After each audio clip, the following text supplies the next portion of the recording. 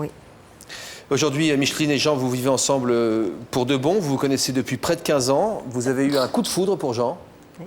dans son église. Et Jean, vous n'avez rien vu venir. Hein. Non. Moi, je me suis rendu compte de rien.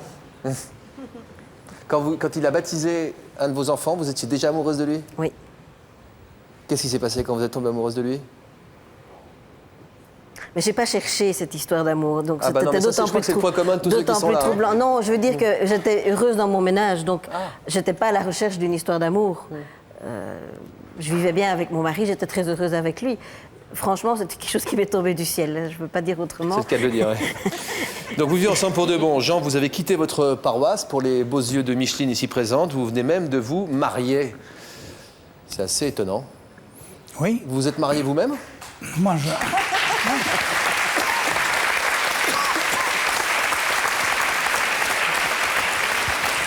Vous auriez imaginé vous marier un jour? Vous auriez imaginé vous marier? Non, non, jamais, non. Non, non, moi, j'ai été ému si souvent ici à entendre des choses pathétiques. Moi, je n'ai pas vécu des choses pathétiques. J'ai été un prêtre heureux. J'étais créatif, dynamique. J'ai reçu de l'Église pendant 50 ans des joies extraordinaires. J'étais un homme épanoui, heureux. Sans amour physique, sans amour oui, humain? Oui, absolument. Ça ne me posait pas de questions. À quel âge est arrivée la remise en cause? Comme quoi il n'y a pas d'âge, Noël? On pourrait dire il y a 5 ans, comme ça, hein? Il y avait 65 ans. Vous avez quel âge, vous? Aujourd'hui, 47. Ah oui. Et aujourd'hui? 72, presque, presque. Belle... Maintenant, on compte par demi-année, comme les ans, enfants. Hein? 25 ans de différence d'âge. On dit 11 ans et demi, 12 ans et demi. Hein? Madame, vous êtes amoureuse de votre prêtre, sachez que c'est possible. Regardez ce reportage de Miguel Gonan et de Karine Chevalier.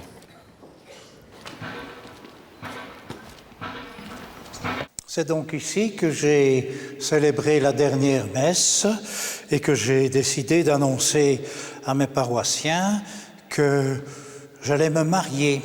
Je reste prêtre pour l'éternité, mais je renonce et c'est le prix à payer pour l'amour que j'ai pour Micheline.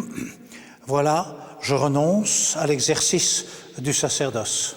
Ce qui m'a le plus surpris, c'est qu'il n'a pas dit mon nom. Et ça m'a fait quelque chose parce que j'avais le sentiment que il disait pas les choses complètement. J'aurais aimé qu'il dise « j'épouse Micheline ».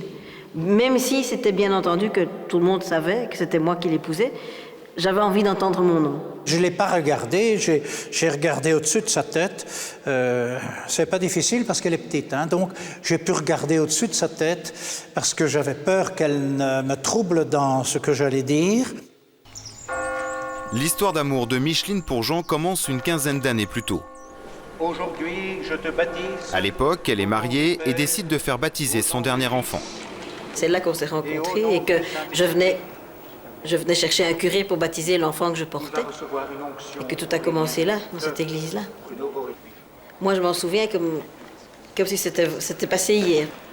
Mon premier regard vers toi, le premier regard que tu as eu sur moi, et puis ce sentiment aussi que quand tes yeux se sont posés sur moi, c'est comme si tu avais décroché un morceau du ciel et que tu l'avais déposé sur mes épaules. C'est vraiment le sentiment que j'ai ressenti et qui reste très fort 16 ans après. Micheline ne va rien dire pendant 10 ans, mais une fois divorcée, elle avoue ses sentiments à Jean. Ils vont vivre pendant 5 ans leur amour clandestinement, lui et le curé de la paroisse, elle, son assistante. On habitait dans 2 endroits différents. Hein. Chacun sa maison. Je devais aussi respecter sa famille. Elle avait des enfants. Et même si j'étais très intime avec leur maman, il y avait là des petits pas à faire discrètement pour que les enfants acceptent cette situation aussi. Moi, je partais dès que mon fils avait quitté la maison à 7h30 pour prendre son bus. Moi, je venais le rejoindre chez lui et bon, on passait la journée ensemble. Pour les habitants d'ici, vous étiez la bonne du curé? Retirez ce mot, s'il vous plaît. Ou je vous casse mon parapluie sur la tête. Pourquoi? Mais parce que la bonne, on sait bien, d'ailleurs tout le monde rigole dans les villages ici en disant que la bonne, elle servait à tout, quoi. Donc, non, je n'ai jamais servi à tout, je n'ai servi qu'à certaines choses. L'amour clandestin de Micheline et Jean a toujours interpellé les habitants du village. Sans jamais le dire ouvertement, la plupart des villageois étaient au courant. Je pense que j'étais très contente, mais c'est vrai que ça m'a interpellée aussi par rapport à l'Église, en tant qu'institution, parce que c'est vrai que le mariage des prêtres était interdit, mais vu la situation qu'elle vivait et que Jean vivait, c'était pas facile à vivre, et je pense que le fait de le verbaliser, c'était aussi une étape importante dans le cheminement de leur amour. Tant que on te prenait pour l'assistante du prêtre, pour la bonne du curé, entre guillemets, tu étais le bienvenu dans ma famille. Dès qu'ils ont appris qu'il s'agissait d'autre chose, ils ne nous ont plus invités ensemble. Là, le jour où ça c'est vraiment où je l'ai dit à la famille, c'est maman qui a le plus mal vécu, parce que c'était son curé et sa fille. Ça a été dur, franchement, ça a été très dur, mais elle l'a accepté. Elle a évolué à 70 et des ans passés. Voilà. Et la dernière personne qui lui a fermé les yeux, il y a 6 mois avant de mourir, c'est Jean. C'était Jean qu'elle voulait. C'était son prêtre, son curé, pour lui fermer les yeux. Et je suis contente que Jean ait pu le faire. Pour rendre cet amour possible, Jean va devoir renoncer à sa fonction de prêtre, car les hommes d'église n'ont pas le droit de se marier. Quand j'enlève cette aube et que je vais la ranger, je me dis que le prix à payer n'est pas mince. Quand même, forcer un homme qui a consacré les meilleures années de sa vie à la parole de Dieu, le forcer au silence, c'est un prix quand même à payer pour l'amour. C'est pas un petit prix. Aide-moi si tu veux. On va plier et ranger. Après plus de 60 ans de célibat, Jean vit désormais sous le même toit que Micheline. Il a découvert avec elle une autre facette de l'amour.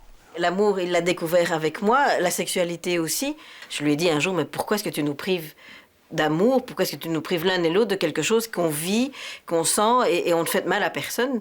Il m'a dit, j'ai besoin de temps, laisse-moi du temps, c'est difficile. Et puis, au bout de 48 heures, il m'a téléphoné, il m'a dit, finalement, tu as raison, pourquoi est-ce qu'on s'en priverait? Et bon, voilà. Mais moi, j'ai mis beaucoup d'insistance à lui faire accepter l'idée qu'il avait droit à l'amour. Et j'ai donc découvert les joies de la nature humaine dans la sexualité. Et pourquoi se cacher? C'est une grande joie, ça nous a été donné, il ne faut pas cracher dessus. Fin septembre, Jean et Micheline ont officialisé leur union. Ils se sont mariés civilement, loin de leur village. On voulait pour de tas de raisons, mais principalement pour des raisons de discrétion, ne pas se marier dans notre commune. Donc on n'avait pas le choix, c'est l'Écosse ou Las Vegas. Donc on a trouvé l'Écosse plus proche et plus romantique. Maintenant, quand je parle de Jean, je peux dire c'est mon mari. Et lui peut dire c'est ma femme. Et c'est quelque chose qui nous manquait. Vraiment, je pense que c'était la chose la plus difficile qu'on avait dû trouver le terme. C'est mon compagnon, c'est mon assistante. Non, maintenant, il est mon mari et je le présente comme mon mari et il dit elle est ma femme. De retour en France, Micheline et Jean ont voulu une nouvelle fois célébrer leur union. Ils ont réuni leurs amis et certains membres de leur famille. Et pour marquer cet engagement, j'ai glissé à ton doigt cet anneau, signe d'alliance entre toi, moi et le Père. Mimiche, sur mon honneur et avec la grâce de Dieu, je m'engage à te chérir jusqu'à ce que la mort nous sépare, car tu es le visage que Dieu donne à son amour pour moi. Eh ben dis donc.